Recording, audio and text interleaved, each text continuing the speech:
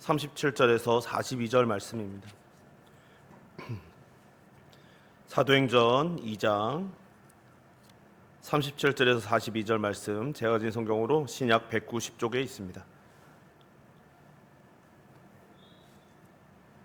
사도행전 2장 37절에서 42절까지 말씀을 한 절씩 교독하시고 마지막 절은 합독하겠습니다. 제가 먼저 봉독합니다. 그들이 이 말을 듣고 마음에 찔려 베드로와 다른 사도들에게 물어 이르되, 형제들아, 우리가 어찌할꼬 하거늘.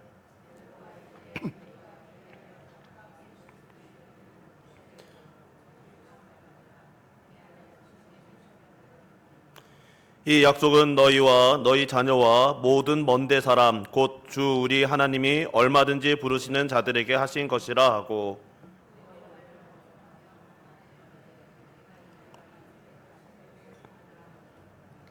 그 말을 받은 사람들은 세례를 받음에 이날에 신도의 수가 3천이나 더하더라.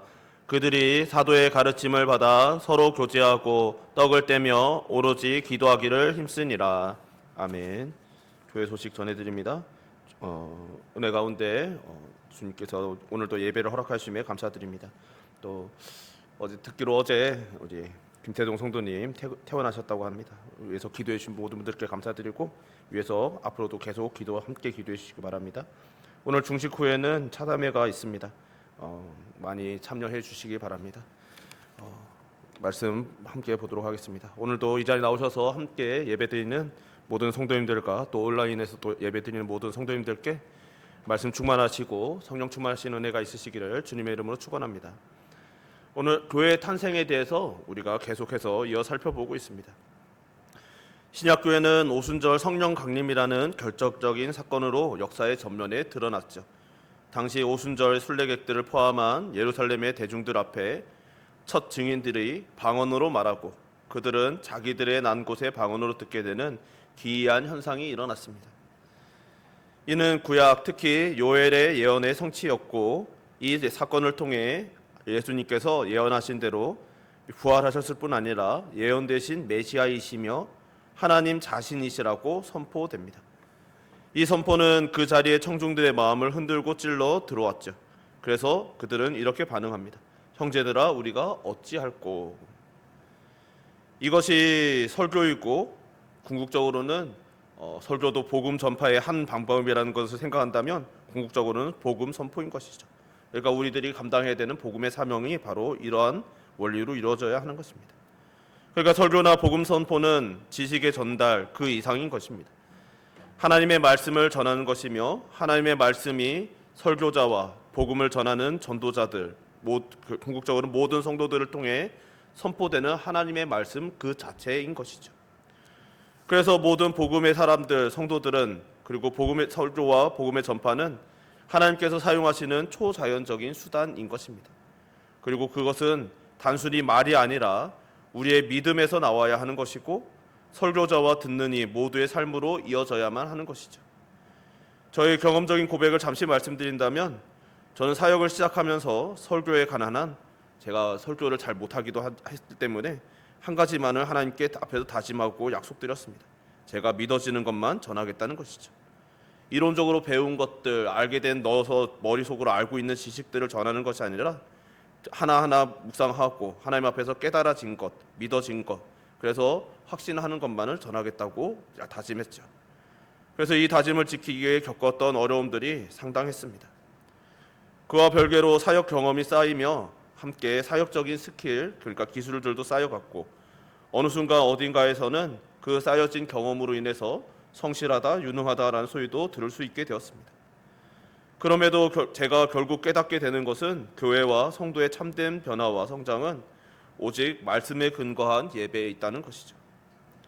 그간의 경험과 스킬을 쓸 수 없는 순간들을 저는 지금까지 사역하면서 2번 정도 경험했는데, 제가 지금 그 모든 것들, 경험하고 쌓아왔던 그 모든 것들이 무용해지는 그 순간에 그저 제가 할 수 있는 것은 맡겨진 예배를 지키고 말씀을 선포하는 것 외에는 아무것도 없었던 것이죠. 그러했던 세월들이 수년에 걸쳐서 있었고, 그 세월들이 역설적으로도 제가 아무것도 할 수 없었는데, 제가 한 것이 아무것도 없었는데 오히려 제 사역 중에 가장 큰 열매들과 칭찬들을 받은 시간들이었습니다. 그래서 저는 하나님께서 우리에게 허락하신 예배를 믿게 되는 것이죠. 말씀의 능력을 믿습니다. 그럼에도 오늘 말씀을 보면 동시에 항상 부담감이 밀려옵니다. 온전한 말씀 선포, 성령께서 이끄시는 선포를 나의 부족함 때문에 온전히 흘려보내지 못하고 있지는 않은가라는 그런 두려움과 마음의 짐이 늘 있는 것이죠. 그러나 동시에 베드로와 같이 한 번의 설교로 3천이나 더하는 일은 저의 삶에 지금까지 일어난 적이 없었고 앞으로도 일어나지 않을 수도 있겠지만 예배를 통해 말씀을 통해 결국 하나님께서는 인간의 상식으로는 상상할 수 없었던 은혜를 주실 것이라는 것을 확실히 믿는 것입니다. 간절히 바라기는 오늘 이 자리에서 또 온라인으로 함께 예배하는 저와 여러분 우리 모두가 말씀과 예배의 능력을 온전히 믿는 하나님의 신비하고 초자연적인 능력을 신뢰하시는 온전한 성도와 교회 되시기를 주님의 이름으로 축원합니다. 베드로의 교회 설교를 들은 사람들은 이 말을 듣고 마음이 찔렸다라고 본문을 기록하죠. 그들은 자신들이 비참한 죄인임을 깨달았게 된 것입니다. 그래서 구원을 갈망하는 마음이 일어났고 그래서 그들은 절박하게 하나님의 은혜와 도우심을 구하는 자리로 나아간 것이죠. 물론 설교나 복음 선포의 결과는 하나님의 주권에 속한 문제입니다. 때로는 오순절같이 큰 무리가 회심을 함으로써 더하여지는 일도 있지만 때로는 오히려 더 많은 순간들의 더 많은 조롱과 적대적인 반응들로 점철되곤 하죠. 우리는 성경의 위대한 많은 선지자들과 사도들이 그들의 권세 있는 선포에도 불구하고 많은 환난을 겪고 때로는 순교하였던 것을 알고 있는 것입니다. 그들의 선포가 언제나 오늘 베드로의 오순절 설교와 같은 반응을 받았던 것이 아니라는 것이죠. 그것을 우리는 항상 염두에 두고 복음 선포에 대한 열매가 우리에게 달린 것이 아님을 늘 인정하며 겸손한 마음으로 복음을 대하고 또 복음을 전해야 되는 것입니다.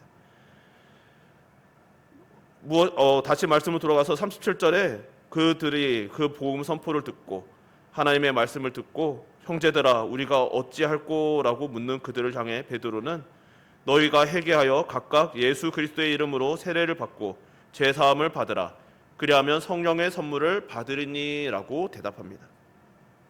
이 말에는 죄인의 구원이 이루어지는데 핵심적인 요소들이 담겨 있는 것이죠. 베드로의 이 말에는 회개, 세례, 죄 사함, 성령의 선물이라는 요소들이 언급됩니다. 이것은 회개하고 세례를 받으라는 두 가지 명령과 그렇게 하면 죄 사함을 받게 되고 성령의 선물을 받을 것이라는 두 가지 약속인 것이죠. 베드로의 설교를 들은 그들은 우리가 어찌할꼬라고 말한 것은 그들이 자기들의 죄를 깨달았다는 것을 보여줍니다. 그들은 자신들이 예수님을 거부하였고 예수님께서 십자가의 죽으심에 가담하였던 죄를 회개해야 했습니다. 어떤 죄인도 그 회개 없이 하나님의 자녀가 될 수 없는 것이죠. 하나님을 인격적으로 만났다는 것은 그가 하나님 앞에서 자신의 죄와 비참함을 인식했고 그 죄를 슬퍼했으며 하나님께 죄를 인정하고 용서를 구했다는 것입니다. 그리고 이 회개는 성도가 될 때, 그러니까 일생에 단 한 번 일어나는 사건이 아니라 성도의 삶을 계속해서 살아가는 동안에 지속적으로 반복되는 일이기도 합니다. 그러니까 정리하면 회개 없는 죄사함은 존재하지 않죠.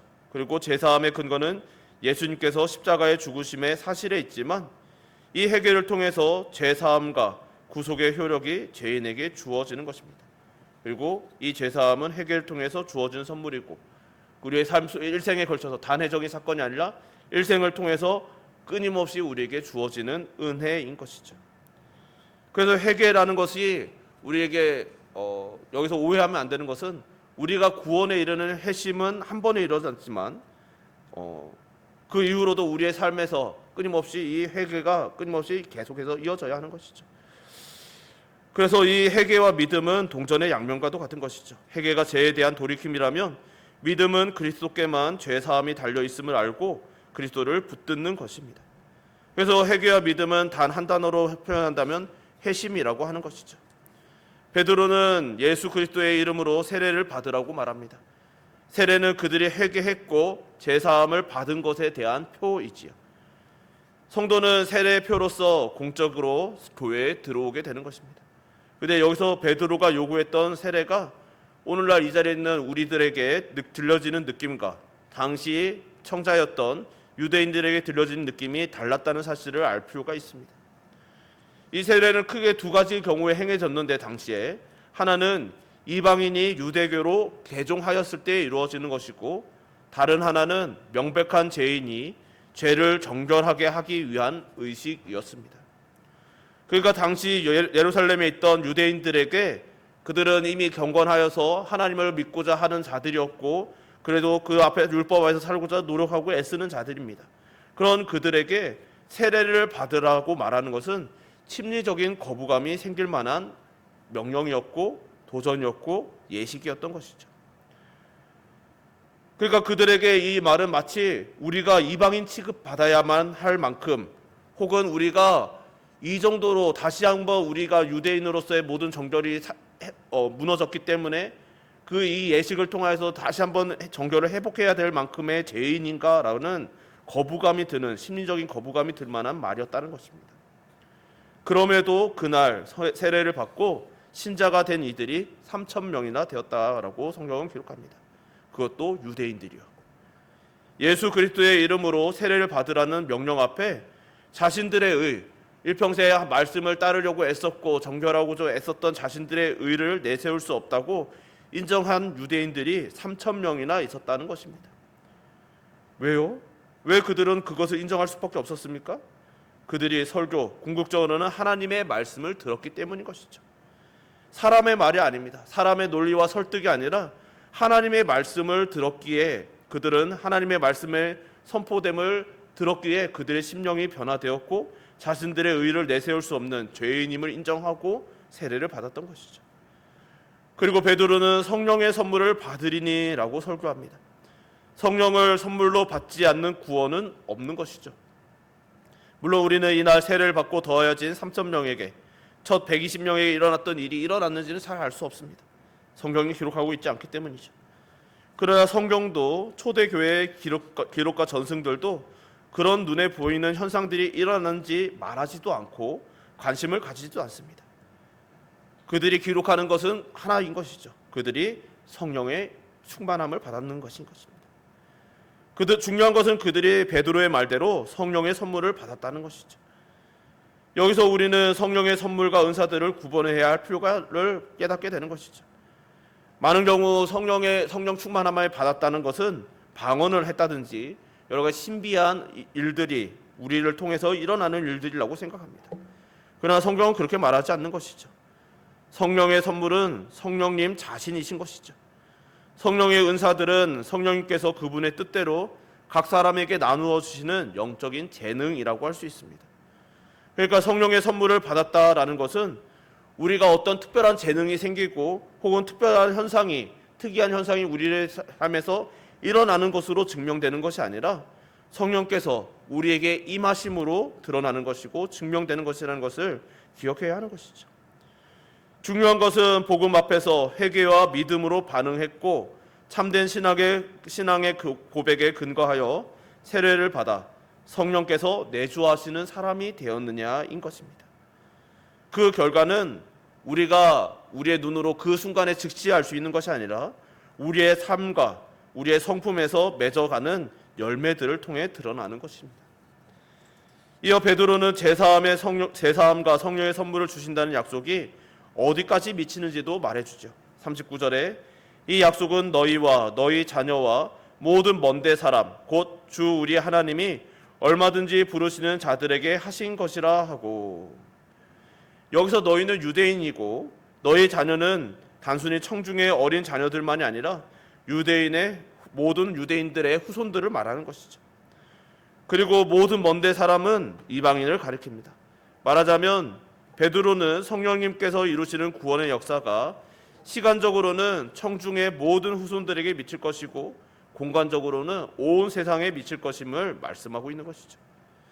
여기서 주 우리 하나님이 얼마든지 부르시는 자들이라고 하는데 이 부르심은 성령님의 부르심이고 유효한 부르심, 거절할 수 없는 부르심을 뜻합니다. 40절에 또 여러 말로 확증하며 권하여 이르되 너희가 이 패역한 세대에서 구원을 받으라 하니. 이 40절은 이 베드로의 설교가 이 지난주 설 본문이었던 36절에서 끝난 것이 아니었음을 우리에게 알려주는 것이죠. 그러니까 40절 말씀을 보면 이후로도 계속해서 복음이 설교가 이루어지고 있었다라는 것을 보게 됩니다. 다만 그 설교가 베드로의 설교 오순절 설교가 그 말씀을 듣던 성중들의 탄식 어린 질문에 답변하느라 오늘 본문에 의해서로 잠시 중단되었음을 보게 되는 것이죠. 그리고 결과적으로 그 설교를 끝까지 들은 이들 3천 명이 세례를 받고 그리스도인이 되어 교회를 이루게 되었습니다. 41절에 그 말을 받은 사람들은 세례를 받음에 이 날에 신도의 수가 3천이나 더하더라. 이것은 제자들이 예수님을 따라다니면서도 보지 못한 일들이었죠. 예수님께서 이 땅에 계시는 동안에도 놀라운 이적들이 많이 일어났습니다. 예수님의 설교를 듣는 이들도 매우 많았죠. 예를 들면 오병이어 사건이 일어난 그 순간에 5천 명이 먹였다고 돼 있으니까 그때 예수님의 설교를 들은 이들은 5천 명 이상인 것이죠. 그들 중 대부분은 그렇지만 그들 중 대부분은 예수님의 설교를 듣고 이렇게 교회에 더하여지는 것이 아니라 오히려 그 설교가 걸림이 되어 예수님을 떠났다라는 결론으로 이어지는 것을 우리는 보는 것이죠. 그렇기에 이 일을 보며 사도들은 주님께서 십자가에 돌아가시기 전에 죽으시기 전날 저녁 그들에게 하셨던 말씀을 떠올렸을 것입니다. 요한복음 14장 12절에 내가 진실로 진실로 너희에게 이르노니 나를 믿는 자는 내가 하는 일을 그도 할 것이요 또한 그보다 큰 일도 하리니 이는 내가 아버지께로 감이라. 아멘. 오늘 본문을 보며 우리가 성도에 대해서 우리의 복음의 삶에 대해서 생각해 볼 수 있기를 소망합니다. 성도, 제자, 그리스도인, 우리의 신자됨을 표현하는 그 모든 수많은 표현들이 있죠. 근데 그렇다면 이 모든 표현이 해당되는 신자는 어떤 사람입니까? 흔히 사람들은 예수님을 혹은 어떤 교리를 믿기로 결정하고 예배당에 출석하는 사람들을 성도일 것이라고 생각합니다. 심지어 교회 안에서도 그렇게 여기는 이들이 혹 있는 것을 봅니다. 그러나 그리고 서로 그렇게 생각하지 않았어도 이 세상 속에서 살아가다 보면 이 세상의 인식, 그러니까 이 인간적인 생각에 물들어서 그런 죄성이 또한 드러나서 어떤 분들은 그런 생각들이 스며들기도 하는 것을 보는 것이죠. 어떤 분들은 이것을 변질이라고 말하는 것을 봅니다. 그러나 성도됨은 성도가 성도되기 위해 무엇인가 한 것이 아니라는 사실을 기억해야 되는 것이죠. 여러분, 우리가 예수님을 믿기로 결심하였기 때문에 성도입니까? 아닌 것이죠. 우리가 마치 보여지는 사람의 눈으로 보여지는 현상은 복음이 듣고 그 말을 들으니까 설득되어서 마치 이제 내가 그 예수님이 믿어지니까 예수님을 믿겠다고 결심하고 선택한 것처럼 보이지만 성경은 그렇지 않다라고 우리에게 알려주는 것입니다. 성도가 성도됨은 선택을 한 것이 아니라 사람이 행한 어떤 일이 아니라 오직 복음이 우리에게 행해진 무엇인가인 것입니다.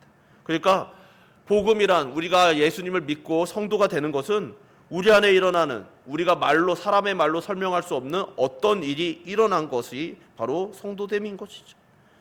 지난주에 이어 오늘 본문까지 베드로가 이 성중들을 향하여 설교할 때 그들을 향하여 결단하라고 명령하는 것을 보셨습니까? 최초의 성도들이 베드로에게 설교하라고 임명하였습니까? 그런 일이 일어나지 않은 것이죠. 오직 오순절에 성령님께서 임하셨고 그 중에 베드로는 성령의 충만함을 입어 설교를 하였습니다.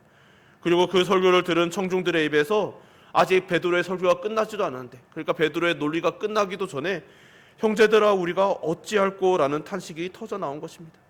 그래서 설교가 일시 중단되고 어떻게 하면 되는지를 알려주는 성령님의 가르치심과 지도하심에 따라 그들에게 성령 믿음에 이르는 성령의 성도가 되는 그 일이 제시가 되는 것이었죠. 성령께서 설교를 듣는 이들을 책망하사 예수 그리스도가 아니면 구원받을 길이 없음을 깨닫게 하신 것입니다. 이것은 사도들과 당시 청중들이 행한 어떤 일이 아니라 그들에게 일어났던 어떤 일이었습니다. 성령께서 그들에게 임하사 책망하시고 깨닫게 하시니 그들은 그저 지나갈 수 없었던 것이죠. 그들은 마음의 찔림을 받았고 자기들이 절망적인 상황에 놓여 있었음을 깨달았습니다. 성도는 이렇게 되는 것이죠. 그리고 자신이 세상의 것들에 얽매여 살아온 모든 시간들을 후회하고 그에 따른 형벌을 마땅하게 여기며 인정하고 회개하는 자들입니다. 이런 이들이 일어나 삶이 완전히 흔들리고 뒤바뀐 사람이 성도인 것이죠. 그래서 그들의 회심은 그저 감정이나 지적인 동의가 아니라 전인격적인 것입니다. 그리고 나사렛 예수께서 자신들의 구주와 주님이 되심을 알게 되었고 자신들은 형편없는 죄인이며 구원을 필요로 한다는 것을 알게 되었습니다. 그리고 그들의 회심은 다음 주에 살펴보게 될 교회 공동체의 삶 안에서 새로운 삶의 방식으로 나타나게 되는 것이죠. 사랑하는 성도 여러분, 오늘날뿐이 아니라 오랜 세월 동안 많은 이들이 초대교회를 사랑하여 왔습니다. 교회의 가장 모범적인 모습이며 모델이고 초대교회의 모습을 회복해야 된다고 수많은 이들이 외쳐왔죠. 그리고 그런 소망이 우리 안에 여전히 있습니다. 재현하고 싶어합니다. 그러나 그러지 못하는 것을 우리는 반복해서 보고 있는 것이죠. 그리고 교회가 힘을 잃어간다고 탄식하는 것을 듣습니다. 심지어 지금은 한국교회가 그 어느 때보다 연약하여져 가고 힘을 잃어가는 시대라고도 말을 합니다. 대체 왜 이런 일들이 일어나는 것일까요? 단 한 가지로 장담하고 제가 단언할 수 있지는 않지만 저는 한국교회가 기본적인 말씀을 따르지 않기 때문이라고 생각합니다. 오늘 본문은 교회의 성도가 더하여져 가는 과정을 우리에게 분명히 보여주죠. 하나님의 말씀이 선포되고 회개의 탄식이 일어나고 성령의 선물을 받아 세례를 받아 교회에 더해지는 것이 초대교회가 보여주는 과정입니다. 이것이 오늘 본문에서는 3,000명이 단번에 더해지는 것을 보여주기 때문에 매우 급격하게 빨리 일어나야 하는 것처럼 보이지만 그보다 더 오랜 시간 우리 사도행전 전체적으로 살펴보면 수십 년의 세월 동안 더해지기보다는 오히려 핍박과 박해 때로는 순교가 더 많이 일어났다는 것을 우리는 보아야만 하는 것이죠.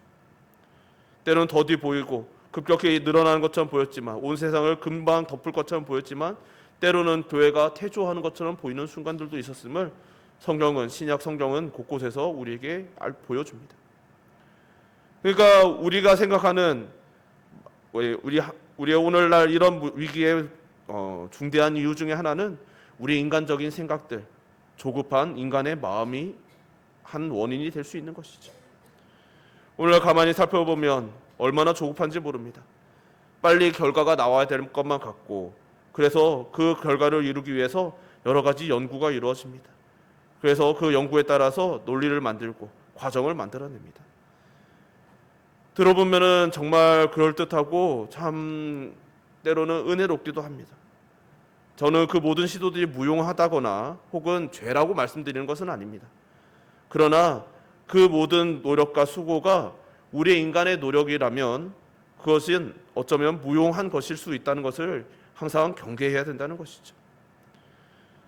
그 모든 노력이 단지 우리가 모든 시간과 성경에서 우리에게 보여주는 그 모든 과정을 뛰어넘어서 단번에 그 결과를 보기 위한 노력이라면 그 모든 수고는 무용한 것입니다. 교회는 인간이 정한 과정을 이수하여 통과하기만 하면 회원이 될 수 있는 단체가 아닙니다. 초자연적인 하나님의 역사로 성도가 된 자들이 회원으로 있는 곳이죠. 그래서 교회 인생의 모든 가치가 변한 사람들의 모임이 바로 교회입니다. 그러나 오늘날 누구든지 본인이 원하면 교회의 회원이 되는 것처럼 보이는 모습들을 봅니다. 심지어 세례조차도 통과 의례처럼 여겨질 만큼 간소화해져 가는 것을 봅니다.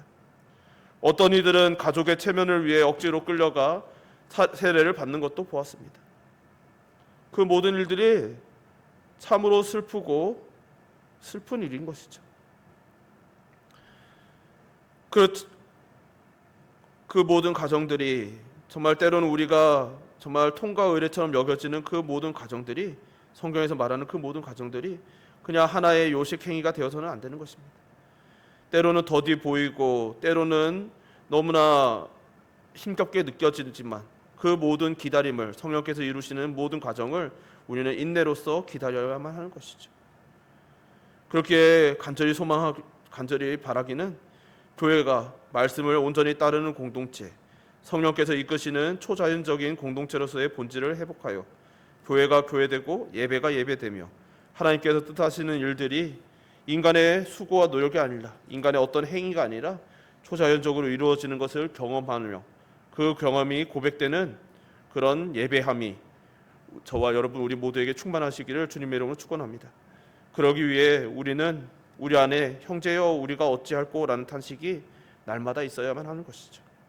주의 말씀을 보며 정말 하나님의 말씀을 깨달을 때마다 내가 어찌할까, 어떻게 해야 할까, 어떻게 해야 합니까? 라는 탄식이 있어야 하는 것이고, 그로 인한 회개로 인하여 믿음으로 구주를 의지함으로 죄사함을 받고 성령의 선물을 받는 경험이 우리 안에 계속되어야만 하는 것이죠.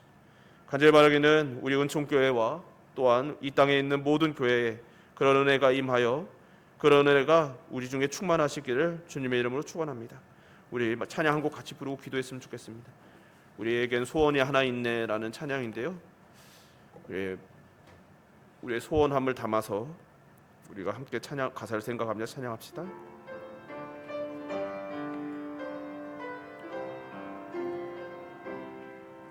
우리에겐 소원이 하나 있네. 주님 다시 오실 그날까지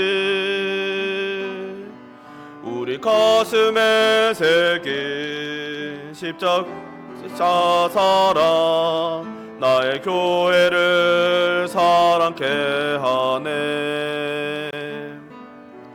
주의 교회를 향한 우리 마음 희생과 포기와 가난과 고난 하물며 죽음조차 우릴 막을 수 없네. 우리 교회는 이 땅에 희망 교회를 교회되게 예배를 예배되게 우리 사용하소서. 진정한 구원의 날 오늘 임하도록 우리 사용하소서. 성령 안에 예배하리라. 자유의 마음으로 사랑으로 사역하리라. 교회는 생명이니 교회를 교회되게 예배를 예배되게 우리 사용하소서. 진정한 부흥의 날 오늘 임하도록 우리 사용하소서. 우리 함께 기도합시다.